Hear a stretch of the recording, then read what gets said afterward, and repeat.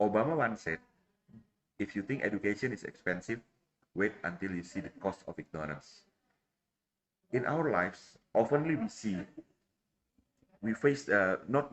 oftenly we see that people just want to play safe and they try to ignore everything happens around them. It's a totally dangerous thing to do. Ignorance, I believe that ignorance is the root of every problem will ever occur in the future. Do you agree, Billy? I agree. Yeah. So you see, so many people we see that they ignore our presence. They ignore there is a minor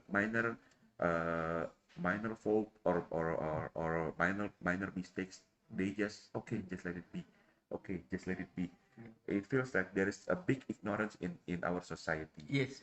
And it's a very dangerous. Can you imagine if we ignore now, we are not face the danger in the near future, but we will face the consequences maybe in the next 5 or 10 years from now. That's true.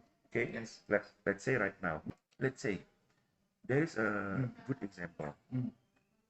In early 2008, when I was still working in one of a company, I already told to the management, hey, if we keep doing like this, in the next 2 or 3 years, our brand will be hit by our competitors. Yes. Okay, I cannot say the detail because it's there's some confidentiality that I have to keep. But at that time, the management said, no, we are good. We are a huge brand. We already in Indonesia for more than 20 years. We are very good. We are very strong. Okay, and do you know what happened? 2.5 years after I said that this thing, there's a new brand coming in Indonesia, and this brand out of nowhere become a huge brand until now. And my brand at that time is got affected very, very bad. We lost our sales almost 40%. And what can we do? Yeah, we have to try. We have to rectify the mistake we make. But can you imagine if 2 years ago the management didn't ignore what our suggestion? Maybe the management will not have to face that kind of challenge in that year. So once again, people, my friends, and all the listeners, please never try to ignore every mistake or every fault that you see that might not come in handy. So you agree, right? I agree 100%. Yes, because ignorance is totally the root of all evil. Yeah. Billy, do you have any example in your life about ignorance and becoming a problem, even a tragedy? Actually, now there's a question of this America blaming this China for blaming China for being the culprit. But actually, it's not. It's they are really ignorant of this. They are ignorant until everybody also say yes. And after some time, if they don't change it, very soon there will be a depreciation of the dollar. When do you think so? Yeah, I believe. You see. So do you think that whatever that America do right now is they are on the denial of their own problem, correct? So ignorance is happening right now. That's happening now, no? Okay. So what do you think that the ignorance will gonna collapse them? I think it will the dollar. Let's say the dollar compared to Malaysia ringgit, $1 is also 450 But I think it will go to drop down to 350 by the dollar, within this next few years. Okay, so it means that if the big country as America also already have a kind of ignorance. Yes. You mean this time the ignorance is happening in their financial world, right? Yes. Okay. Yes. Do you think that other country or company or anything that also have any ignorance right now is happening? Everything. So the people are following them, then will have problem. That's why I can see that this problem is we don't follow the dollar, then we'll be okay. That is the method. That's why the ASEAN, ASEAN with 10 countries, they already start to cut off this dollar already, Dollar use, yeah. Then I think in August this month, this year, there will be a BRICS conference. BRICS, and there are 19 countries that also want to join BRICS. Okay. Do you think that there is a correlation between the ignorance and dare to fail? Oh, that's why. Dare to fail is actually when you are scared of failing, then you will fail. That's why the people must accept it, because there's a study that we made a few years ago that if a person don't fail 3.8 times, okay, if you fail one time, no mind, 2 times, no mind, 3 times, no mind, 4th time you will succeed. That is the average, that's it. Average. Remember that number. There's a magic number of failure. Came from the dare to fail bully. Yeah. This is not what I say. It's actually a study of how many graduates they have studied it.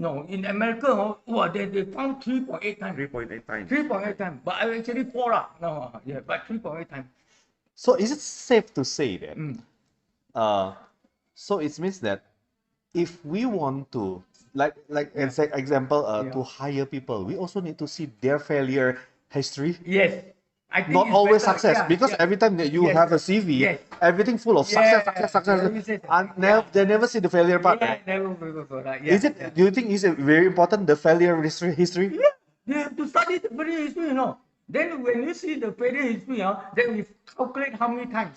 No, but usually in the CV, in the resume, people will always only put their success. That's why in the interview session, it is important for us, the interviewer, to ask them what is your failure and what lesson you learn. For me, failure is not a disgrace.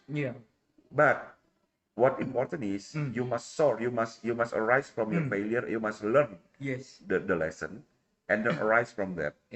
So embrace your failure. It's not something to be embarrassed about.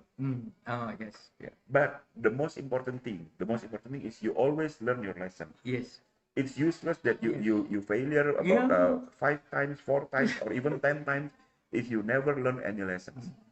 So remember, don't be embarrassed by your failure, but always remember to learn the lesson from your failure.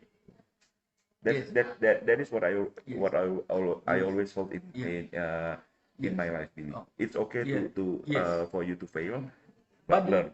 But the system here, when they teach people in school, it's not about failure. That is the problem. Always success, and failure is success only. They make failure something disgrace. They make failure something disgrace. That's the problem in our society. Failure is a disgrace. I think they have to change the education system. That's why they have to change it and see how a person behaves. Because a person can say do very well, but he's only doing very well in singing. But there's another thing, you ask him to write, he don't know how to write. But that is a success, but the failure, that is also success, that is one. That's why I studied many of these people who succeeded are like that. Some of them also never write anything, but they sing very well. Or then they say, make him is a success. But then when he's rich, he got, don't know what he got. He became to be what, that's the problem. I know. Yes. That's the problem with our education. Our education system always forced a fish to learn how to climb. Yes. Right? Yes. Our education system forced a fish to learn how to climb a tree. That's not good. Not good. That's not good. A fish will always doing the best in the water. I think this our system must change the system. So whatever a person does and fail, number mind. And he pass, number mind, Then he compare them. Then he choose the right person, right? That is what I mean. That's the right view.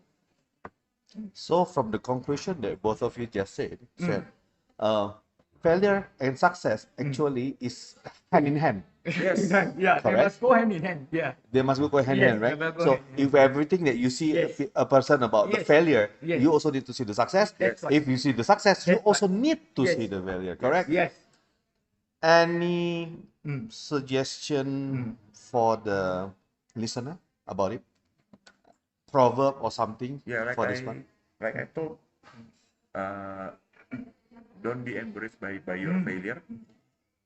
Embrace your failure. Yeah.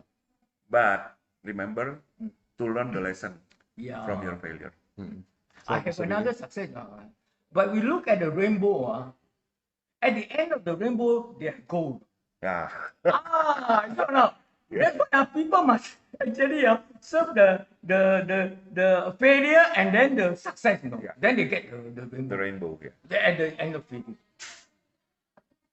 It's a Chinese proverb. Chinese proverb. Yeah.